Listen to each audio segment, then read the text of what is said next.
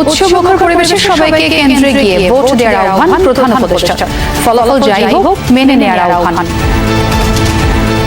জুলাই উত্থানের মাধ্যমে ইতিহাসের গতিপথ বদলানোর সেই দিনটি এসেছে। কেন্দ্র রক্ষক ভোটে প্রভাব বিস্তার করা কিংবা উস্কানিমূলক কর্মকাণ্ডে জড়িত না করা।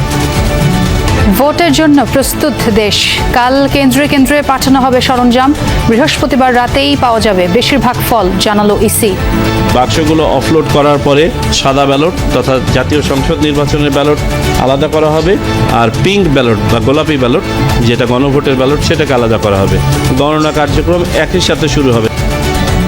নেত্রকোনায় 4টি ভোট কেন্দ্র পোড়ানোর চেষ্টা দুর্বৃত্তদের। বগুড়ায় বিএনপি নেতার চোখ উপড়ে ফেলার অভিযোগ জামায়াতের বিরুদ্ধে। ভালো ভোট উপহারের প্রতিশ্রুতি আইজিপির। ঢাকা ছাড়ার হিড়িক, মহাসড়কে দিনভর যানবাহনের চাপ। প্রচার শেষে নির্বাচনী কৌশল সাজাতে ব্যস্ত বিভিন্ন দলের প্রার্থীরা। বিদায়ের আগেই অন্তর্বর্তী সরকারের উপদেষ্টা স্ত্রী ও স্বামীর সম্পদের হিসাব প্রকাশ করল মন্ত্রিপরিষদ বিভাগ। ডক্টর ইউনূসের সম্পদ বেড়েছে 1.5 কোটি টাকার বেশি।